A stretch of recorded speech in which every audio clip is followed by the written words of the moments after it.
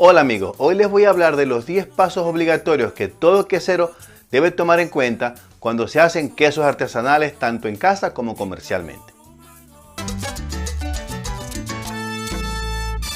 Número 1. La leche. Los queseros tienen que decidir de manera acertada cuando se trata de seleccionar el tipo de leche correcto para la fabricación de quesos.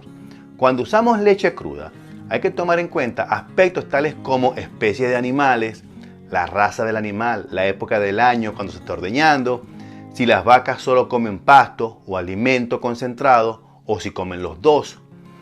Cuando usamos leche pasteurizada o cuando pasteurizamos nosotros mismos, debemos tomar en cuenta qué tipo de pasteurización se usó, si la leche es homogeneizada, la cantidad de grasa que tiene la leche, si el contenido graso está por encima o por debajo para saber si estandarizamos o no.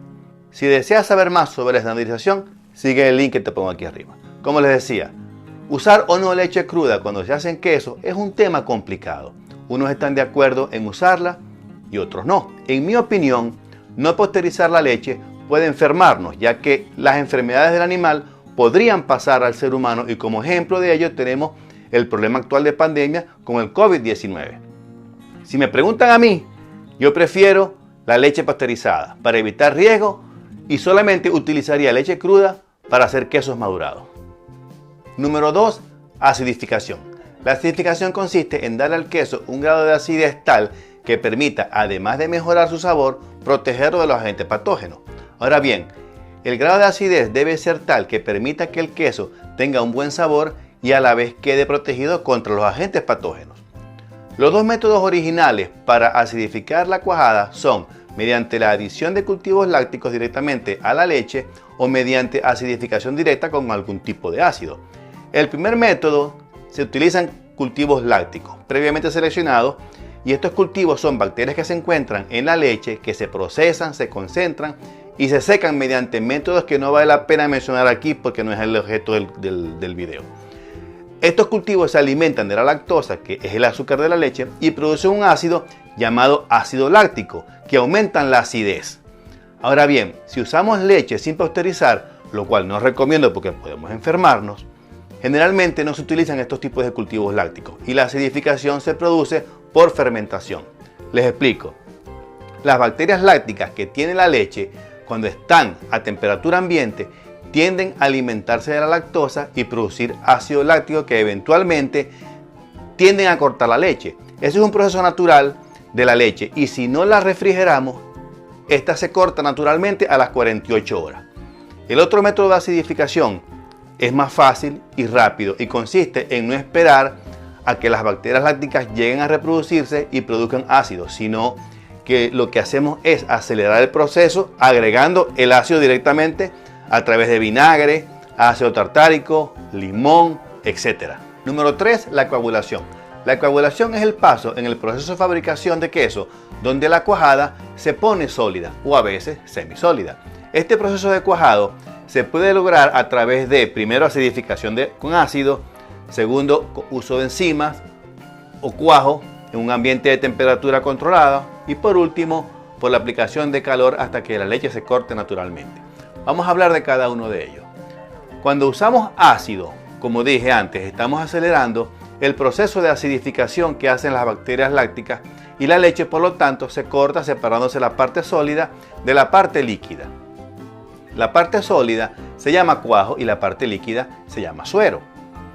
Este método de cuajado es rápido y puede ser hasta violento. Lo malo es que el queso sale con poco sabor, como el panir. Más o menos así. Cuando usamos enzimas como la renina, es decir, cuando usamos el cuajo normal, que puede ser líquido o en polvo, generalmente debemos esperar entre 45 a 1 hora y en ese tiempo las bacterias lácticas se pueden reproducir y empezar a desarrollar algo de sabor. Por último, cuando utilizamos calor, que no sea por supuesto calor violento, estamos haciendo lo mismo que como si estuviéramos utilizando cuajo. Lo que pasa es que este proceso es mucho más lento, porque hay que esperar que las bacterias corten la leche naturalmente. Número 4. Corte de la cuajada. Cortar la cuajada es el primero de muchos pasos y se hace con el objeto de eliminar la humedad que tiene en ese momento la cuajada. Les cuento que la fabricación de queso es en realidad una deshidratación controlada de la leche. Así de simple. Cuando cortamos la cuajada, lo que hacemos es aumentar la superficie de exposición del grano de manera drástica, estimulando la pérdida de agua que en el caso de los quesos sería el suero. Cuando cortamos la cuajada, debemos hacerlo en forma de cubos.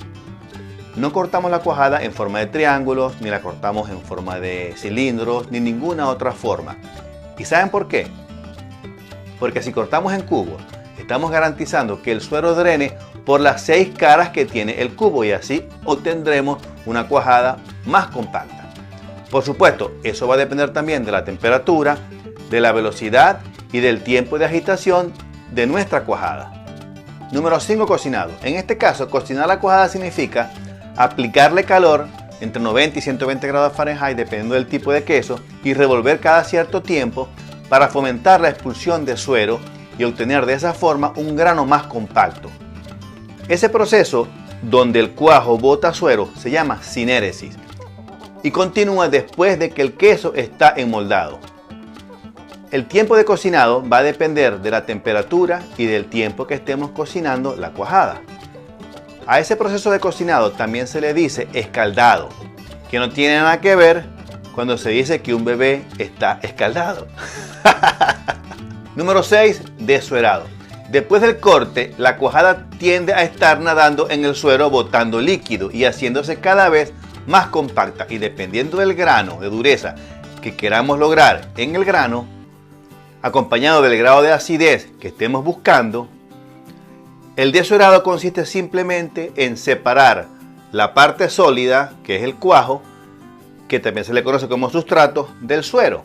El desuerado es uno de los últimos pasos dentro del proceso de fabricación de quesos artesanales. Después del desuerado, vamos a tener todo ese suero y para aprovecharlo podemos hacer ricota. Si desean saber cómo hacer ricota, solo sigan este link y allí tendrán el paso a paso. También podemos guardar un poco de suero y utilizarlo como agente iniciador para hacer nuestro queso del día siguiente y así no utilizar cultivos lácticos. Sin embargo, yo no soy muy partícipe de utilizar el suero del día anterior para hacer quesos artesanales porque el suero del día anterior ya contiene un grado de acidez que a la larga nos va a incidir en la reproducción de las bacterias lácticas. Porque aunque ustedes no lo crean, el ácido láctico que las bacterias lácticas producen, a la larga las mata. Si desean saber cómo afecta el ácido láctico a la reproducción de las bacterias lácticas, solo sigan este link que pongo aquí arriba y allí sabrán la respuesta. Otro uso que se está estudiando últimamente es usar el suero como fuente de biocombustible, ya que el suero, por tener lactosa y fermentarse, produce alcoholes. Esos alcoholes podrían ser utilizados como fuente de energía alterna al petróleo. Número 7. Salado.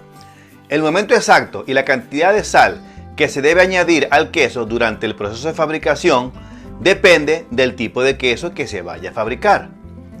Los quesos frescos, en su mayoría, tienen un contenido de sal que oscila entre 0,5 a 1%, aunque hay quesos como el costeño, que es de Colombia, y nuestro queso de año venezolano, que tienen un contenido de humedad mayor, yo diría entre 2 o 3% y puede ser mayor. Hay otros quesos como el feta, el roquefort, el pecorino, entre muchos otros que tienen un contenido mayor de sal, más o menos 5%. Para salar podemos utilizar espolvoreando la sal sobre la cuajada o salando con salmuera. Los dos métodos son válidos. Yo utilizo los dos. Si desean saber cómo preparar salmuera, denle clic al link que les doy aquí y eso los llevará a un video que tengo en mi canal donde digo la receta de la salmuera. Entonces se preguntarán ustedes, ¿cuál es el contenido ideal de sal para un queso? Bueno, ese contenido de sal se lo deberán dar ustedes y se basa en la experiencia. Una vez determinado, será parte del benchmark de su producto. Número 8. Moldeado. El moldeado consiste en darle a la cuajada la forma del envase que lo contiene. Simple. Cuando usamos moldes, es importante dejar que la cuajada drene y para eso los moldes deben tener suficientes orificios que permitan que salga el suero. Para enmoldar podemos hacerlo utilizando moldes de diferentes tipos, tamaños y formas.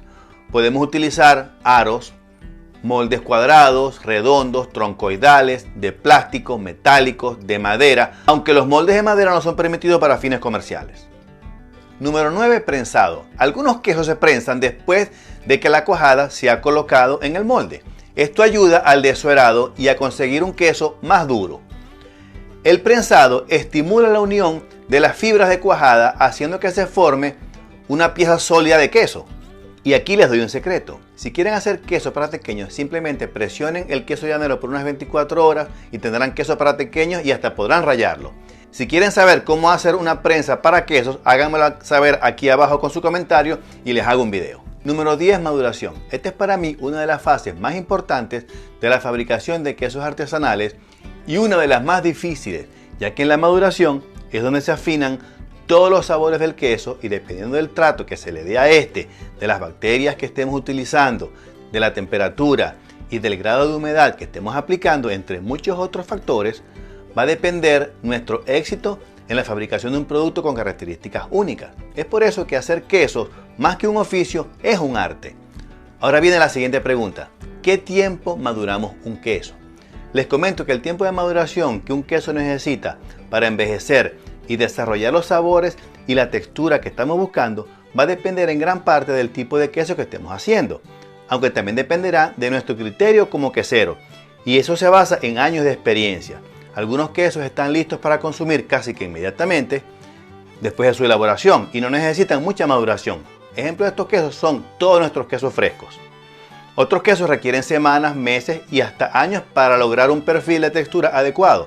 Como dije, todo dependerá del criterio del quesero y ellos se guardan ese secreto. Yo no, yo lo cuento todo. Si desean saber más cómo hacer quesos frescos, mira este video que te dejo a continuación, que allí te dejo todo resumido paso a paso. Bueno, es todo y nos vemos en el próximo video. Cuídense.